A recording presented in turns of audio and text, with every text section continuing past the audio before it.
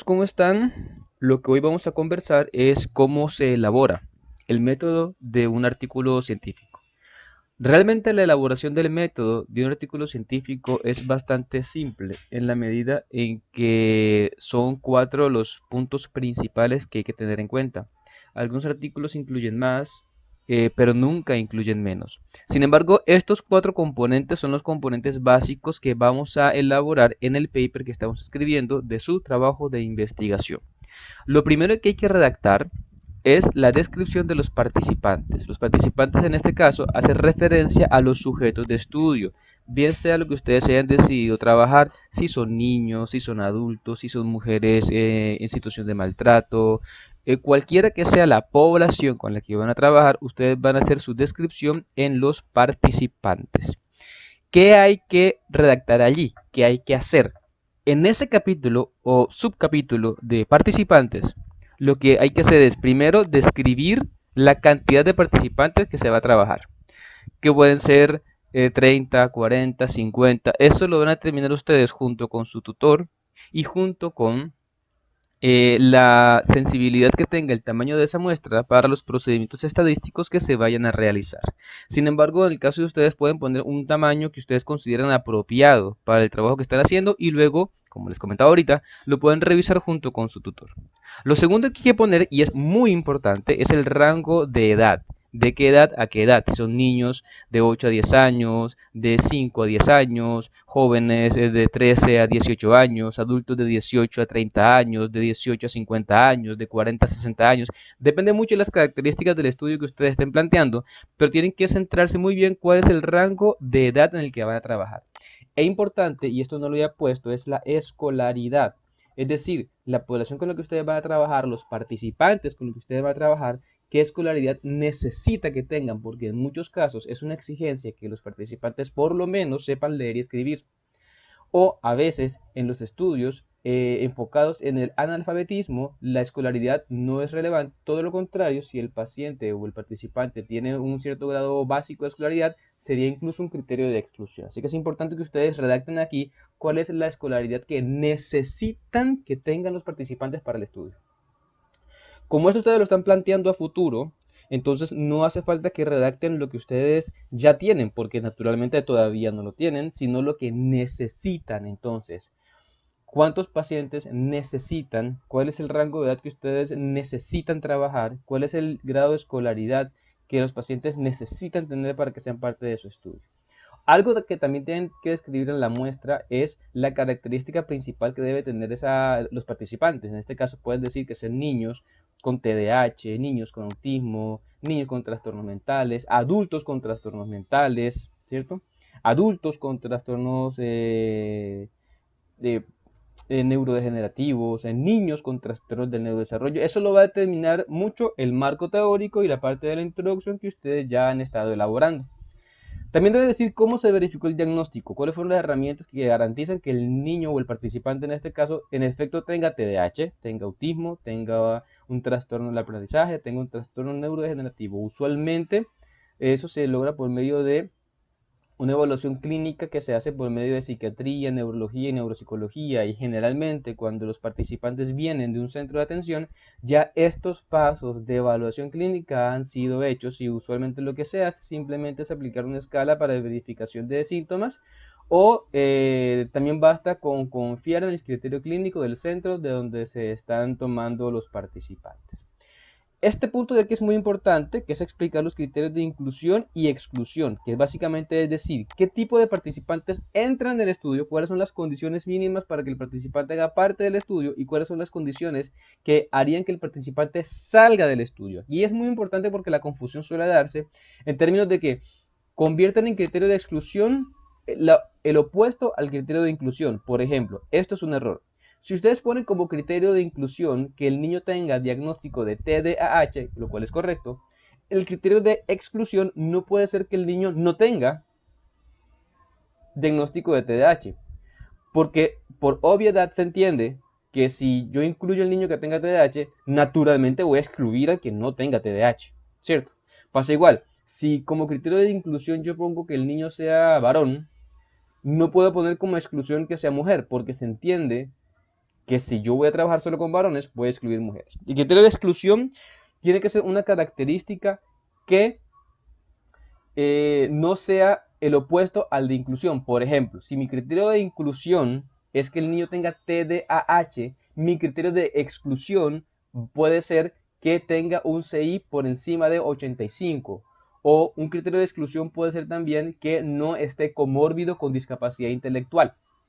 En ese sentido, entonces ya puedo decir que mi niño, para que entre al estudio, tiene que tener TDAH, pero si tiene TDAH y además tiene discapacidad intelectual, ese niño ya no va a entrar en el estudio, ¿cierto? Entonces es muy importante que esté muy claro este punto. Pueden ser 3 criterios de inclusión y 3 de exclusión. No hay un tope, pero usualmente lo que se ha consensuado es que sean 3 y 3, por lo menos pueden ser más los que necesiten. Pero el mínimo consensuado, insisto, no es una regla, pero un mínimo consensuado han de ser 3. Y finalmente deben decir en dónde consiguieron los participantes de un centro de atención. Ustedes mismas hicieron el diagnóstico, lo cual no sería conveniente por tema de sesgos.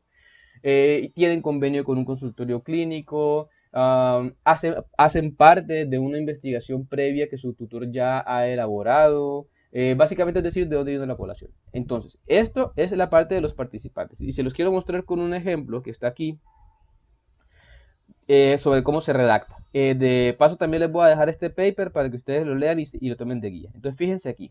Aquí tenemos el método, ¿cierto? Aquí están los participantes. Miren que aquí empezamos con, para seleccionar los participantes se hizo un enlace con un centro especializado. Aquí estoy diciendo de dónde vinieron. El orden no importa, pueden empezar en cualquier orden. Este es un orden sugerido, pero realmente no importa el orden, lo que importa es que la información esté. Aquí en el caso de este paper que les estoy mostrando, arrancaron por acá, ¿vale? Entonces, niños con problemas de déficit de atención con hiperactividad, se hizo un enlace con el director del centro, del mismo modo se acudió con un colegio, Aquí contamos de dónde salió la población. La muestra estuvo conformada por aquí se está redactando en pasado porque este paper ya se hizo, pero ustedes pueden bien redactarlo en presente o en futuro. Preferiría que fuera en futuro. Ya después, cuando esté listo, lo pasamos al pasado. Pero fíjense, la muestra estuvo conformada por 36 participantes de ambos sexos seleccionados de manera no probabilística, dado que como condición del estudio se requerían niños con TDAH. Y 36 participantes fueron divididos en dos grupos. Primero fue denominado grupo de casos, 18 sujetos diagnosticados, y el siguiente de controles, que son la otra mitad, pero sin el diagnóstico. Aquí empieza a hablar de las características de la población, lo que les mencionaba acá. Bueno, mire, fíjense, aquí enseguida estamos diciendo que son niños con TDAH, es este criterio de acá. Fíjense que no sigue el orden, porque el orden no importa, importa que la información esté. La edad media del grupo fue de 10.6. Aquí hablamos de edad media porque, insisto, la población ya está. Ustedes no van a hablar de la edad media, van a hablar del rango. ¿Qué es un rango? El rango es de 18 a 25, de 12 a 15, de 8 a 12. La edad promedio es cuando ya se conoce la población que están trabajando y ustedes todavía no lo conocen. Por tanto, hablen de el rango, ¿vale? Bien, déjenme ver cómo va la grabación. Yo espero que vaya bien porque esto no están dando. Listo, entonces lo siguiente que vamos a hacer es mirar acá. Aquí seguimos diciendo, bueno, fíjense, bueno, aquí está la escolaridad media. Ustedes también van a hablar de la escolaridad en un rango. La cantidad de sujetos por sexo. Y bueno, el estrato socioeconómico, que también es importante que lo mencionen. Vamos a colocarlo acá. Estrato socioeconómico.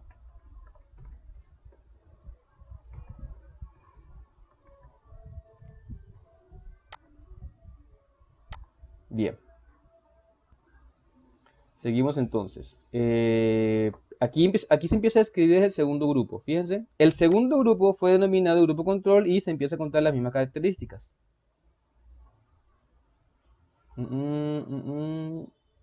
Fíjense aquí en esto.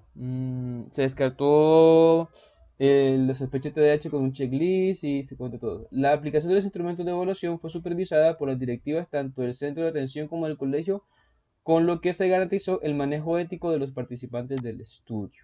Aquí en este paper, que fíjense que es un paper que de hecho yo mismo escribí, ¿cierto? Pero pues está bastante viejito. Es del año, déjenme verificar el año del paper, que está ya bastante antiguo. Creo que es del 2012. Pues bueno, no alcanzo a confirmar la fecha, pero este paper tiene en el parte del método un pequeño error, y es que no está diciendo los criterios de inclusión y de exclusión. 2013, junio y diciembre de 2013. Aquí está. Epa, 2013, aquí está. 2013. Sí, está ya bastante antiguo. Entonces no describe eso. Sin embargo, ustedes sí deben describir cuáles son los criterios de inclusión y de exclusión de los participantes. ¿Vale? Aquí en el paper ustedes se dieron cuenta que la verificación del diagnóstico se dio porque el centro ya tenía a los chicos diagnosticados, y el resto de cosas pues también se mencionaron. Lo único que no menciona ese paper es este punto de que es importante que ustedes sí lo hagan. En el punto de los instrumentos es sencillo, es explicar cada uno de los instrumentos que se van a usar, mencionando el nombre del instrumento, los autores del instrumento, la respectiva referencia, obviamente, y tiene que estar en la tabla de referencias, y decir en qué consiste cada instrumento. En el ejemplo que les estoy mostrando, fíjense que está aquí en instrumentos, aquí se utilizó, para la evaluación de las falsas creencias, se empleó la tarea de cambio inesperado diseñada por Wimmer y Perner, y adaptada por Baron Lashley y Frith, y luego por López. Aquí está la tarea, la adaptación y los que la adaptaron. Y aquí se describe la tarea mide la atribución de falsas creencias de primer orden y de segundo orden y demás. Para la evaluación de la comprensión del lenguaje se empleó las historias extrañas de Japé. Ahí está la doctora, quien hizo la adaptación, la descripción del test. El test consiste en 8 historias en las cuales se evalúa la capacidad del sujeto para bla bla bla bla bla, y listo.